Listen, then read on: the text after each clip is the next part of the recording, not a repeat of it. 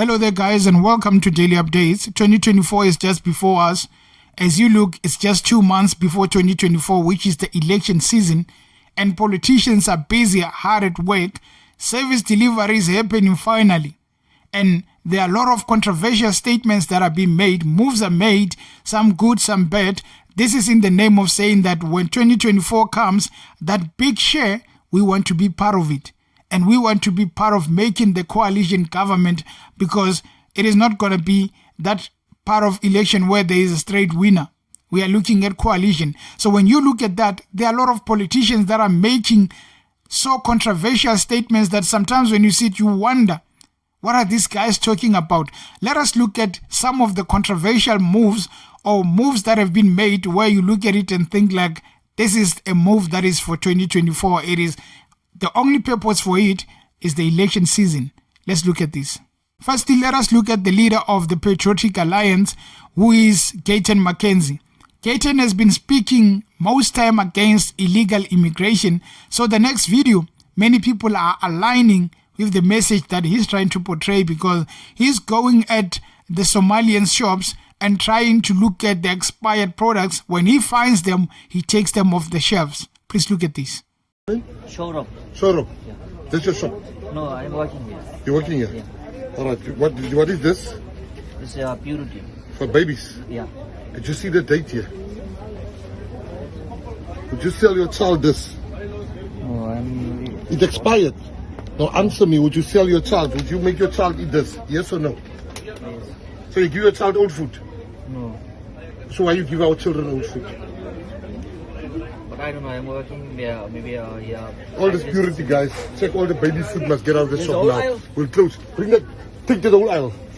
So there are many people who feel like whatever Gayton McKenzie is doing, they align with that, because many people feel like health inspectors that are under the government of the ANC are not really going to these places. And if they go there, they take bribes instead of making sure that those products that have expired are not at those shops. And the surprising thing is that Gayton is asking these guys that, would you consume this thing that you are selling purity for babies that has expired long time and is still on the shelf, selling it? And when he asked him, would you consume this, or would you let your baby consume this, the guy does not accept or agree that he can consume that, which states that they care about money but not the health of the people. So when you look at a voter who's looking to get service delivery in their places and they see what Gayton is doing, many people feel like, well, Gayton is really representing us, so we really need to understand and look to vote for him, because this guy cares about the people of South Africa. So after making such a positive move by going to the Somalian shop and removing those expired items, moments later, sometime later, he goes on stage and compares black people and colored people treatment by the government. Please listen to this video. The difference between AKA and Mampincha is this one is colored and this one is black. And they always help the black and they never help the colored. I mean, some statements do not need to be said until you have full information. On this part, I think is very misinformed, because he's comparing the treatment that Mampincha from KZN, who's a black artist, received when he died, because the government of KZN decided to offer money to help in the burial of this artist. On the other hand, AKA, who stayed in Gauteng, when he got shot and died, the government of Johannesburg, the Gauteng government, decided that they are going to offer their hand in helping with money for the burial of AKA. But the family of AKA said that they denied, they refused receiving that offer, saying that they are going to be taking care of that burial themselves and are not going to be taking the handouts of the government. But when you see that, here's a politician who goes on stage looking for voters, and he says that there is a very different treatment of blacks and coloreds by the government. And the people who look at that are going to be saying, this guy is not going to be bringing everyone together.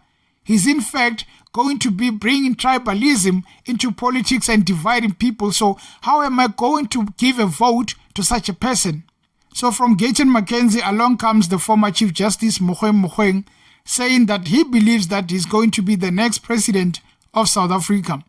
He adds that he believes that this is going to happen, God's willing, and he says that it is about time God intervenes in the country, in the politics of South Africa, and he appoints the best person who's going to lead South Africa, and he believes that person is going to be Mogoeng Mogoeng. I'm sitting here thinking that somebody should speak to Mogoeng Mogoeng about politics and that it is not child's play. Once you enter the battlefield, you are not going to be the same former Chief Justice that we knew. You are going to lose all the relevance when you enter politics. I believe that the legacy of Chief Justice is a good one. And once he enters politics, people are going to forget about that. If really there were a lot of people who felt like, well, there's going to be a change made in the politics. There will be a new president who's going to lead us and he's going to have all this religious faith. It could have happened a long time ago with Rev Mishwe. He failed to make an impact. Lucky for him, he's still in parliament. So what brings it to the former Chief Justice what tells him that there's going to be made a change and he's the new leader. He's that selected leader who's going to bring South Africa from underground where it is and bring it on top of the ground, which is going to be better for everyone. I feel like those are dreams. South African politics are very dangerous. That is why there are a lot of political parties, because everyone wants a share of the meat. So you cannot come into the politics after you just had a long successful run in the judiciary and think that you are going to change and tell people that, well, it's about time. You are going to see people across, different people, disability, people living with albinism, all people, and all South Africans, black, white, Indian, colored, whatever you may call them. There has been a bitter struggle inside the African National Congress for its soul. There have been contradictions over the years for the hegemony of progressive ideas within the ANC. Sadly, we have seen the oldest organization moving fast towards the right and abandoning its center-left position. The struggle for the soul of the ANC has witnessed the systematic marginalization of forces to the left. Winnie Mandela was sidelined because I stayed here in Orlando. When I trained in the underground, the first time I knew how to handle an AK-47 was at Winnie Mandela's house here. My commanders were coming from here, Shawela, Diepkloof, Free State, Gauteng. Chris Hani was killed in cold blood. Julius Malema was expelled for demanding the return of the land. Jacob Zuma was hunted down like a dog for fighting white monopoly capital. A new cadre, ANC cadre that is endorsed by the DA and neoliberal handlers has emerged. The sacrifices of our people who went to exile and those who died in the apartheid gallows must never be in vain. Our people who fought for freedom in South Africa and outside South Africa must not, their struggles and their sacrifices must never be in vain. There are two objectives why this party is going to exist. One objective today we want to achieve is to announce a new organization. We're not joining any other party. I have engaged leaders of different political parties, especially progressive parties in South Africa, of the like-minded, the people who understand the aspirations of our people. As I've said, I've also informed the leaders of the African National Congress. Number two, our objective today, to all of you South Africans, wherever you are, in villages, in small towns, in cities, urban centers, in wards across the country, is to make a clarion call to all of you to find a new political home for the homeless, the betrayed, and the fatigued. We make a clarion call to academics, teachers, workers, nurses, doctors, our youth, students, those who are still unemployed, graduates, youth, elderly, taxi drivers, queue marshals, soldiers, police, traditional leaders, uneducated and educated people, and all public servants, churches and synagogues, to join us in the new ship of freedom. We are going to sail together to the true destination of freedom. And why are we here? We are here because we have suffered collective betrayal. You know what I like about the politics of South Africa is that anyone can open a political party and ask for votes.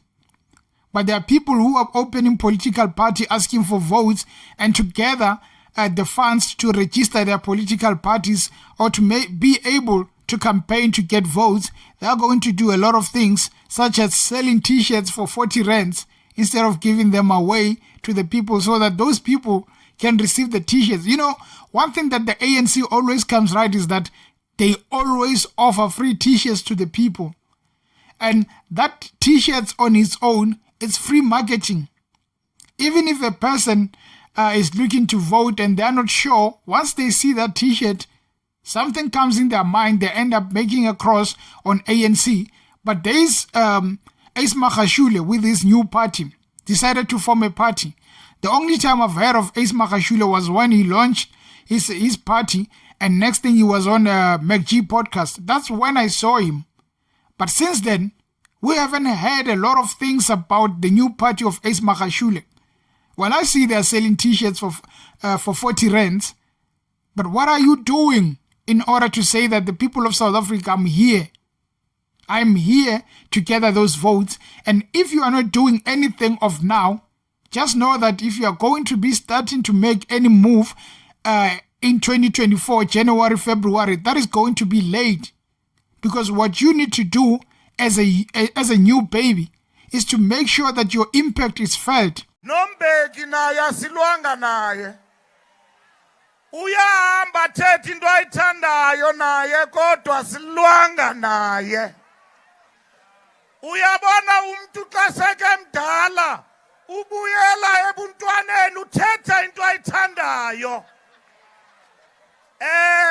Ningamgrogrizi noba uthetha into esingazifuniyo. Kulungile anditsho sebebadala. Siyabaliyeka ke bathetha into abayithandayo. Asilwanga namntu maqaba. Another person who is a danger to his political party is the Secretary General Fikile Mbalula of the ANC. Fikile Mbalula says a lot of things and sometimes he ends up insulting his own members. The same he has done about Thabo Mbeki. Fikile says a lot of things and most times he needs someone to say that, man, calm down. We are not voting tomorrow, calm down. Because he continues to say all these things and maybe they are thinking that once they are trending number one on social media, it means that they are gathering more voters. People are laughing at the ANC. People are laughing at the kind of leadership that goes there just to look and speak about its own members. And sometimes if they are speaking about general things that are happening in South Africa, they speak things that don't make sense, and that leaves the voters of South Africa wondering whether they should be voting for the ANC or whether they should abandon the mission of voting for them, because what Fikile Mbalula is doing, it is not a justice to the ANC. If they really think that he is making any improvement to the image of ANC, they must think again, because this man is not making any good thing. The only thing he does is to taint that that little percentage of respect people had for the ANC. We can't even speak about the president of the ANC because there's nothing positive to say about him. So the solution was that let us put Fikile Mbalula so that he can be the mouthpiece of the ANC. Oh boy, did they make a mistake, because that mouthpiece is missing some sense. Speaking every time, speaking senseless things, and at the end of the day, it might cost the ANC their needed votes by speaking too much. I, fighter Busisiwe Joyce Mkhwebane, solemnly declare that I will abide by the aims, objectives, and radical policies of economic freedom fighters as set out in the Constitution of the EFF. I voluntarily joined the EFF without any motive of personal gain or material benefit, and understand that I am not entitled to any position or deployment. I will participate in the life of the economic freedom fighters to strive towards total emancipation of South Africa, Africa, and the oppressed of the world, and will do so as a loyal, active, and disciplined economic freedom fighter. Last on the list is the news of Busisiwe Mkhwebane joining the EFF. I mean, it was announced yesterday and many people were shocked that so fast she has already chosen a political party to be part of. It seems like there's no time to waste for politicians, because as of now, we are no longer referring to her as the public protector. We are referring to her as a politician. So there's no time to waste for the politician, which is Busisiwe Mkhwebane. There are people who are speaking negatively of her inclusion in the EFF, saying that actually is a rushed thing and they are going to end up putting her in parliament so that she has a point to prove. And if they do that, many people in the EFF are going to feel left out because she's jumping them, and actually they are referring to Mzanele Manyi, who joined EFF and ended up going into parliament. So people are criticizing the EFF for that. And I feel like maybe EFF has some cards, some dangerous cards they have up their sleeve to say that once we use this and this, we might gather more votes. Of course, Mkhwebane comes with the votes of people that like her.